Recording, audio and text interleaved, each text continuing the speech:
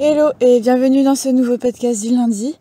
Je me suis un petit peu creusé la tête là pour nous trouver un petit sujet intéressant de podcast quand je regarde mon fil d'actu et que je vois une vidéo du Bekiller Club sur la sexualité dans le TDI. Je me suis dit mais ah mon Dieu, j'ai toujours pas parlé de ça sur cette chaîne.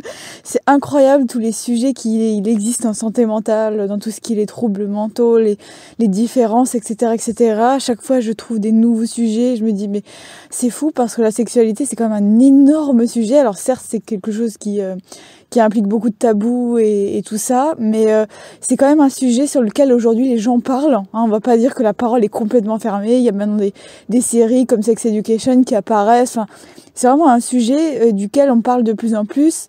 Il y a même un bouquin que je trouve assez incroyable qui s'appelle Jouissance Club, qui est sorti pas trop longtemps je crois, qui a eu beaucoup de succès. Donc c'est quand même un sujet sur lequel la parole s'ouvre. Je vais pas non plus dire que on n'en parle pas du tout, que c'est encore le gros tabou, même si c'est encore un peu le cas, et que en plus sur YouTube c'est un peu compliqué d'en parler parce que il y a tout ce qui est la censure et tout. Enfin, la censure, c'est pas une censure, hein, c'est juste qu'on est démonétisé tout simplement sur les vidéos. Sachant que moi je me fais très peu d'argent avec la monétisation, je pense que ce sera pas un problème pour moi, donc ça va pas non plus impacter totalement mon business, c'est pas grave, mais c'est juste pour dire que aujourd'hui j'ai décidé de parler du lien entre l'autisme et la sexualité. Alors d'habitude j'aime bien faire des vidéos un peu générales, c'est-à-dire qui concernent tout le monde, mais je pense qu'il y a déjà il y a pas mal de documents déjà qui traitent du sujet. Alors pas encore assez évidemment, mais j'avais envie de faire quelque chose de spécifique à l'autisme parce que je pense que ça c'est vraiment encore très rare, les documents de comment les autistes vivent la sexualité, etc., etc. Donc je me suis dit que ça valait plus le coup de faire un truc spécifique à ce handicap. Alors je sais qu'il y a des gens qui aiment pas qu'on dise que l'autisme est un handicap, donc voilà. Mais bon, on va dire, allez, ce trouble, cette différence, je sais pas comment vous dites en fait. Du coup, voilà. Donc bon, c'est parti, on va commencer. Alors, encore une fois, j'ai encore zéro structuré, donc je vais essayer de faire ça automatiquement dans ma tête. Donc déjà, la sexualité chez les autistes, est-ce que c'est quelque chose que les autistes aiment ou pas? Déjà, première question. La première chose, c'est que vraiment, hein, je pense qu'il faut le dire, hein, parce que à partir du moment où on se fait des idées générales, des généralités, etc., on est dans l'erreur. Parce que la vie est complexe et on peut pas se contenter de juste dire ça c'est comme ça c'est comme ça, et puis ça bougera jamais. La première chose qu'il faut dire, c'est qu'il y a autant de sexualité que d'autistes, que de préférences, de machins, toute la diversité qui existe chez les personnes, on va dire, neurotypiques, ou même toute la population en général, tout ce qui est les gays, lesbiens, trans, queer, etc., les bears aussi, hein, parce que ça existe, hein, les hommes barbus qui s'attirent entre eux. J'ai découvert cette communauté il y a pas trop longtemps, donc il y a des tas et des tas de choses qui existent, les sapiosexuels, toute cette diversité, elle existe aussi au sein de la communauté autiste, c'est-à-dire que un autiste peut avoir une orientation sexuelle ça peut être tout, quoi, ça peut être absolument tout. Donc ceci dit, j'ai lu dans un bouquin assez bien foutu, c'était le bouquin de Rudy Simon sur l'Asperger au féminin, il me semble.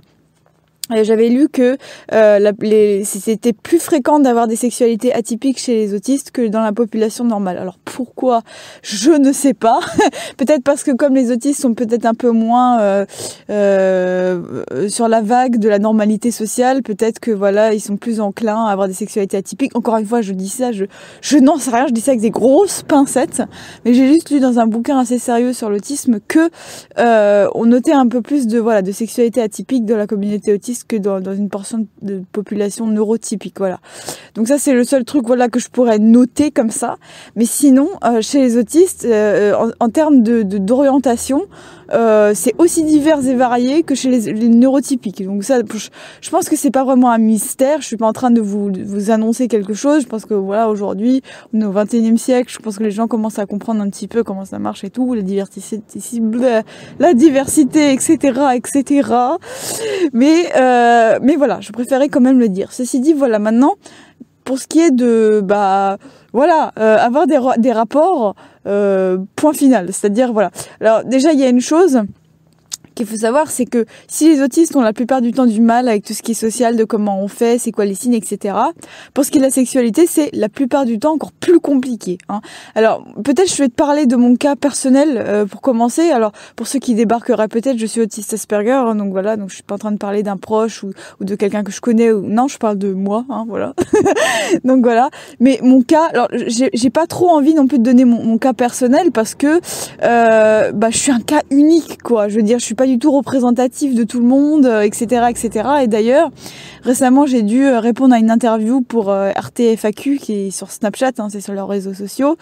Et donc, quelqu'un m'avait répondu sur Facebook que justement, c'était très réducteur parce que je suis qu'une seule personne et que je peux pas répondre pour toute la communauté autiste, ce qui est vrai. Donc là, c'est encore une fois pareil. Je vais parler de mon cas personnel, mais c'est vraiment mon cas personnel et c'est vraiment pas, voilà, c'est représentatif de toute la communauté. Bref, moi, en fait, ce que j'ai noté par rapport à moi de particulier, c'est que j'ai vraiment été en retard pour tout ce qui est sexualité, dans le sens où là où toutes mes copines, quand j'étais au lycée ou au collège, pensaient déjà à leur première fois, disaient ah ouais, quel capote je dois choisir, avec qui je le fais, comment, à quel endroit, etc. Moi, pour moi, ça n'existait pas en fait. C'est-à-dire que je n'envisageais pas du tout, j'y pensais même pas. C'est à peine si je savais ce que c'était qu'un orgasme. D'ailleurs, je crois que j'ai su ce que c'était qu'un orgasme quand j'étais au lycée, en première, parce qu'un garçon un peu particulier m'en avait parlé à l'époque. Mais je savais même pas ce que c'était qu'un. Alors, je pense que j'avais déjà. Au niveau de la sensation, je savais ce que c'était qu'un orgasme, mais je savais pas que c'était quelque chose qui était lié au rapport sexuel, etc., etc. Donc, pour qu'on se mette bien au clair sur ces choses-là. Mais c'est juste pour dire que au collège, lycée, coucher avec quelqu'un, ça ne m'intéressait absolument pas, c'était pas du tout dans mes plans, etc., etc., etc. Bref. À tel point que quand j'ai grandi un petit peu, c'est-à-dire que quand je suis rentrée dans mes études supérieures, que j'avais déjà 20 à 21 ans, je me disais c'est fou parce que j'ai toujours pas envie, alors que je vois tout le monde autour de moi qui est tellement excité par ça en me disant ouais la première fois, ah ouais je l'ai fait avec Jean-Jacques, je l'ai fait avec Claude, c'était trop bien, etc., etc. Moi j'étais en mode mais moi je sais pas, j'avais pas envie, quoi. Quand je voyais des garçons, ça m'attirait pas plus que ça et tout. Et à tel point que je me suis posé la question si j'étais asexuelle. Je me dis, je suis peut-être asexuelle. Voilà, j'ai découvert que ça existait, cette sexualité-là. Enfin, cette, du coup, non-sexualité-là, peut-être. Enfin, si, parce qu'on peut être asexuel et avoir des rapports. J'espère ne pas dire de la merde quand même. Mais voilà. Mais c'est juste qu'à un moment, j'y portais si peu d'intérêt que je pensais être asexuelle. Évidemment, je ne le suis pas, maintenant je le sais. Je suis sortie avec des garçons, je sais que je le suis pas au final. Mais voilà, c'est juste que bon, je pense qu'au final, si vous voulez tout savoir sur ma vie privée, mon œuvre, etc., je pense être demisexuelle, c'est-à-dire que j'ai envie d'un rapport seulement si je connais très très bien la personne. Mais encore une fois, je sais pas si c'est lié à la nature de ma sexualité ou si c'est lié à mon autisme, je n'en sais rien. Hein. Je vous le dis, je n'en sais rien. Donc c'est juste pour dire que moi, je me suis trouvée en décalage par rapport aux autres gens parce que là où tout le monde fantasmait dessus, moi je n'y pensais même pas. Pour moi, je pensais à mes passions, je pensais à mon petit univers, aux bandes dessinées que je dessinais à l'époque, etc., etc. Je pensais aussi à avoir des bonnes notes à l'école parce que j'aimais bien l'école. Mais tout ce qui était de sortir avec quelqu'un, faire sa première fois, tout ça, ça ne rentrait même pas dans mes projets, quoi. Je m'en foutais complètement. Voilà. Bref, et quand c'est arrivé, alors évidemment, à un moment, je suis tombée amoureuse, plusieurs fois d'ailleurs, et donc j'ai pu expérimenter ce que c'était et enfin savoir ce que ça faisait, etc., etc. Personnellement, pour moi, ça s'est toujours très bien passé parce que bon, je me suis retrouvée avec des partenaires qui étaient ça s'est bien passé en tout cas. Voilà, je peux pas dire ça autrement. Donc, j'ai pas noté de particularité, si ce n'est que comme j'ai une sensibilité au toucher qui est quand même, voilà, moi, c'est encore une fois ce truc des cinq sens chez les autistes, c'est-à-dire qu'on a des cinq sens qui sont beaucoup plus, sensibles que. Alors, je pense pas qu'on soit plus sensible que les neurotypiques, c'est simplement que nos cerveaux, il y accorde plus d'importance aux cinq sens. C'est-à-dire que, encore une fois, j'ai pas une ouïe plus développée qu'un humain normal. Simplement, mon cerveau porte plus d'importance à tout ce qui se traverse l'ouïe, tout ce qui passe par mes oreilles, que d'une personne typique. Voilà, ça c'est encore une fois, c'est non seulement un truc que je pense être vrai, mais en plus que j'ai lu dans un bouquin très sérieux sur l'autisme, typiquement genre Motron, je sais plus chez qui j'ai lu ça. Voilà. Donc forcément, quand on est très sensible du toucher, alors j'ai lu dans le bouquin de Rudy Simon, encore une fois je cite mes sources, dans le bouquin de Rudy Simon, il y avait écrit un truc très juste, c'est que les autistes soit adorent coucher avec quelqu'un, avoir des rapports, soit ils le détestent. Voilà, c'est quelque chose d'assez polarisant. Moi je trouve que c'est un petit peu réducteur de dire ça, parce que je suis sûre qu'il y a des autistes qui ont un rapport assez neutre au rapport, c'est-à-dire qu'ils sont ni dans l'extrême, ni dans un extrême, ni dans un autre.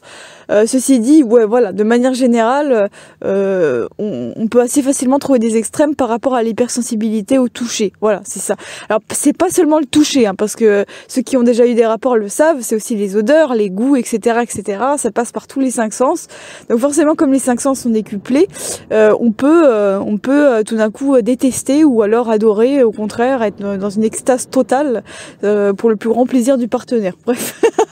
Voilà. Donc moi je me suis trouvée du bon côté de la force, c'est-à-dire que j'ai toujours quand j'ai eu des rapports, j'ai toujours adoré ça et c'est bon, voilà, encore une fois pour le plus grand plaisir de mes partenaires. Voilà, pour parler de manière assez directe. Mais c'est vraiment le truc qu'on peut noter par rapport à la sexualité chez les autistes, c'est que forcément comme on est typiquement dans le rapport, on se touche, quoi, c'est du toucher, c'est de la sensation, c'est du 5 sens à fond, et ça c'est un truc qui généralement est très sujet à réaction chez les autistes. Alors il y a un sujet de discussion que j'ai beaucoup vu se répéter dans le groupe Facebook, encore une fois le groupe Facebook. Le groupe Facebook me permet en fait de savoir un peu ce qui vous préoccupe, ce que vous aimez, ce que vous détestez, etc. Pour moi, c'est super intéressant pour construire mes vidéos après. Et même si je réponds pas toujours, évidemment, à ce que vous racontez, je lis énormément, voilà. Et ça me permet vraiment de comprendre, voilà, sachant qu'il y a beaucoup d'autistes sur le groupe Facebook, ça me permet vraiment de comprendre quelle est la tendance en général. Et un truc que j'ai remarqué, c'est que quand je vous pose la question sur le groupe Facebook de qu'est-ce que vous détestez, qu'est-ce que vous aimeriez voir disparaître dans la société, etc., etc. Je vois énormément se répéter le sujet du toucher. Je voudrais que les gens arrêtent de serrer la main, qu'on arrête la bise, qu'on arrête de se faire les gens collants, les gens qui sont hyper tactiles, etc., etc. Donc c'est vraiment un sujet qui revient énormément chez les autistes, la question du toucher, et notamment du toucher par rapport à d'autres personnes, qui impliquent d'autres personnes qui nous toucheraient, etc., etc. Alors moi j'ai très peu de problèmes avec ça, assez étrangement. Ça veut pas dire que j'y suis pas sensible, mais je veux dire, les gens qui me touchent, qui me touchent, ça peut tout vouloir dire, en fait, il peut y avoir tellement de sens cachés. C'est pas grave, mais les gens, je sais pas, par exemple, typiquement les serrages de main, les câlins, etc., entre amis, bon, ça c'est un truc qui me dérange, mais zéro, genre vraiment, j'ai pas de problème avec ça. Donc oui, j'ai de la chance, je crois, hein. Mais je sais que pour beaucoup d'autistes, c'est vraiment un vrai problème, c'est-à-dire que vraiment, ça les fait beaucoup réagir, c'est extrêmement vécu comme extrêmement désagréable. Donc si vous avez dans votre entourage une personne autiste, pensez bien à lui demander quel est son rapport au toucher, et notamment si vous êtes son partenaire, parce que là encore une fois, c'est encore plus important. Voilà. Mais en tout cas, encore une fois, c'est pas linéaire, c'est-à-dire que c'est pas tous les autistes pareils. Encore une fois, moi, j'ai un rapport assez, on va dire, dans la norme de ce qui est les rapports sexuels, etc., etc. Évidemment, je suis très sensible au toucher, mais ça change pas, ça rend pas ma sexualité complètement atypique. En tout cas, voilà, j'ose le croire, hein, voilà. Donc voilà. Donc là, on est parti sur toute la question de ce qui est touché. Alors évidemment, je parle beaucoup du toucher, mais encore une fois, il y a les odeurs, il y a les goûts, il y a les couleurs, tout ce que tu veux. Donc c'est tous les 5 sens qui sont évidemment touchés. Et donc pour les personnes autistes particulièrement sensibles à ça, évidemment, ça peut créer des expériences assez particulières. Donc voilà, je peux pas donner d'exemple parce qu'il y a tellement de choses possibles, tellement de cas possibles. Donc ça vaut la communication. Déjà que c'est pour les neurotypiques, la communication en sexualité, c'est extrêmement important. Chez les autistes, ça l'est encore plus parce que ça peut créer des crises, ça peut créer des choses un peu bizarres, etc., etc. Voilà. Maintenant, alors là, je viens de parler de tout ce qui est expérience sensorielle, mais évidemment, il n'y a pas que ça. Évidemment, il n'y a pas que ça. Il y a aussi le fait que les autistes, comme naturellement, ont du mal avec tout ce qui est décoder les codes sociaux, mais il y a aussi beaucoup de codes sociaux dans tout ce qui est la sexualité, c'est-à-dire à quel moment on y va, à quel moment moment on le fait, à quel moment on commence, à quel moment on arrête, est-ce que on continue, est-ce que c'est bon, on a fini. Tout ça, c'est des codes qui sont pas forcément clairs pour les personnes autistes et qui peuvent être extrêmement compliqués dans le cadre d'un rapport sexuel. C'est-à-dire que vraiment, là où peut-être les personnes neurotypiques, ou même autistes, parce que moi finalement j'ai pas trop de problème avec ça, donc ça peut même aussi, on n'a pas forcément du mal avec ça, hein. Mais c'est juste pour dire que pour beaucoup de personnes ça peut être un problème. Donc voilà. Typiquement, voilà, à quel moment on se sent prêt, à quel moment, plein de choses qui peuvent passer par le non-verbal chez les personnes typiques, peuvent ne pas passer chez les personnes autistes et tout simplement ne pas comprendre en fait à quel moment on fait telle ou telle chose, qu'est-ce qu'il faut faire, qu'est-ce que j'ai pas le droit de faire, etc., etc., etc. Il y a une scène dans Atypical qui montre assez bien ça. Alors, je suis pas une énorme fan de cette série, non pas parce que c'est une mauvaise représentation de l'autisme, même si bon, déjà, voilà, moi personnellement, je ne me reconnais pas du tout dans le personnage principal de cette série, donc j'ai pas pu s'accrocher que ça, sachant que c'est pas le genre de série que j'aime regarder de base. Donc je vais pas dire de la merde, j'ai déjà fait une vidéo sur cette série, de ce que j'en pense, etc., etc. J'ai pas de problème avec cette série, hein. Je suis pas en train de dire que c'est de la merde, que c'est une mauvaise représentation, nanana. C'est juste que bon voilà, c'est pas mon genre de série et que je me suis pas du tout reconnue dans le personnage personnel principal parce que je ne suis pas autant atteinte de lui en fait que lui, donc forcément voilà, c'est bon. D'ailleurs, je fais un petit aparté. Comment elle s'appelle déjà cette nana? Elle est incroyable. C'est terrible, je dis toujours oh c'est une youtubeur incroyable, mais je me souviens plus de son nom. Je suis vraiment grave là pour ça, pour le coup. Mais une petite youtubeuse, Chloe Hayden, ça y est, j'ai trouvé son nom. Je pense qu'elle est australienne, hein, si je me souviens bien, qui est autiste Asperger, qui est absolument fantastique. Bon voilà, c'est pour les personnes qui comprennent bien l'anglais, allez voir Chloe Hayden si vous avez toujours pas fait, elle est trop mignonne. Enfin, pour le coup, je me reconnais beaucoup en elle quand elle parle d'autisme. Pareil, sa chaîne est dédiée à l'autisme, hein, donc elle en parle vraiment beaucoup. Et elle est super mignonne et elle a tourné une vidéo avec Netflix qui va sortir cette année. Donc je sais pas, on n'a pas encore les dates, mais voilà. Et donc apparemment, de ce qu'elle a raconté, c'est une bonne représentation de l'autisme. Donc j'ai hâte de voir ça, les gars. Donc on aura l'occasion d'en reparler quand ça va sortir, etc., etc. Mais elle va jouer un personnage qui est autiste, voilà. Donc ça va être vachement bien. Et ça va aussi parler beaucoup je pense, de relations amoureuses et tout. Donc voilà. Mais revenons à nos moutons. Dans Atypical, il y a une scène justement où le personnage principal qui est donc autiste est sur le point de coucher avec sa copine, sauf que il sait absolument pas ce qu'il faut faire, quoi. C'est-à-dire que il est là, il se dit mais attends, je fais quoi en fait là, on fait quoi, on se met dans quelle position, on se met comment, etc., etc. Donc tout lui est inconnu. Et je me suis dit bah oui, il y a forcément beaucoup d'autistes qui se retrouvent dans cette situation-là déjà que de base c'est pas forcément naturel de faire sa première fois. Il y a toujours un moment où on est un peu gêné, on se dit attends, est-ce que je suis vraiment prêt, est-ce que je le fais maintenant, etc., etc. C'est toujours un peu, c'est de base pour un neurotypique quelque chose qui met beaucoup de la pression, et notamment chez les garçons, beaucoup plus que chez les filles encore, parce que chez les garçons il y a toujours ce truc il faut être performant, etc., faut être le mâle alpha, blablabla, tous ces clichés horribles qui mettent la pression aux garçons d'une manière épouvantable, etc. Donc déjà pour les neurotypiques c'est déjà chaud, tu vois. Alors pour les autistes c'est encore plus compliqué, c'est vraiment faut tout décoder, c'est vraiment voilà. Donc c'est vraiment un truc qui sur lequel évidemment il faut parler. Voilà. Moi, qu'est-ce que je donnerais comme conseil peut-être aux autistes qui se posent des questions, qui voudraient faire leur première fois ou qui l'ont déjà fait depuis longtemps mais qui ont des problèmes avec ça, etc., etc. Franchement, il n'y a pas vraiment de conseils à donner à part communiquer en fait. Communiquer et regarder. Alors aussi, ça c'est un truc que je peux conseiller à Max, c'est de regarder les bouquins qui sont cool sur la sexualité. Il y a de plus en plus de bouquins.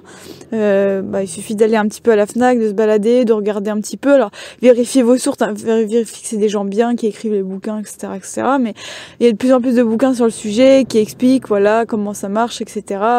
Moi, je pensais à Jouissance Club, qui est un super bouquin, voilà. Il est vraiment rigolo, il est super inclusif, il parle de toutes les sexualités, de tous les cas et tout. C'est vraiment vachement bien. Donc, je vous conseille énormément ce livre. C'est un best-seller, donc vous le trouverez très facilement si vous baladez à la Fnac ou si vous allez sur Playlivre ou je sais pas sur quoi, ou voilà, peut-être pas Playlivre, j'ai pas regardé sur Playlivre, mais en tout cas sur la Fnac vous pouvez l'acheter en version numérique. Bref, vachement bien ce bouquin. Donc allez lire des bouquins comme ça pour comprendre comment ça marche, quoi, tout simplement. Et c'est vachement bien. Donc vraiment 2 conseils principaux. Je regarde depuis combien de temps je parle, depuis 20 minutes, donc c'est bon, ça va. S'informer et surtout communiquer avec son partenaire, c'est vraiment le truc le plus important. quoi qu'il en soit, voilà. Je pense que j'ai parlé des principales particularités. C'est vraiment ce truc de décoder les trucs qui sont implicites, quoi. Et puis évidemment, voilà, les sensations, ce que ça fait, etc., etc. Et puis, je dirais un troisième point aussi, comme qu'on a parlé au début, un rapport peut-être atypique à la sexualité, c'est-à-dire que peut-être on s'intéresse beaucoup moins que les autres personnes, ou peut-être beaucoup plus, ou bref, quelque chose en tout cas qui sort un peu de la norme. Parce que voilà, nos intérêts dans la vie en général diffèrent en fait des personnes normales. On est beaucoup plus intéressé peut-être par nos passions ou par le fait de déjà arriver à s'intégrer dans un groupe social avant de penser à tout ce qui est sexualité, etc., etc. Donc tout ça, ça crée des atypies en fait dans notre manière d'aborder ce sujet. Et donc c'est pour ça que ça vaut le coup d'en parler. Voilà, tout simplement. Bon, ce podcast sera peut-être un peu moins long que les autres, mais je pense que là j'ai terminé, j'ai fini en fait. Donc je vais pas blablater et meubler pendant encore 10 minutes. On se retrouve très vite pour un nouveau contenu. J'essaye de publier un peu plus de vidéos parce que voilà, j'ai trouvé un mode d'organisation dans ma vie qui me permet de plus publier. Donc je suis très contente pour ça. Donc on se retrouve très vite pour un nouveau contenu et d'ici là, à la prochaine. Salut, salut!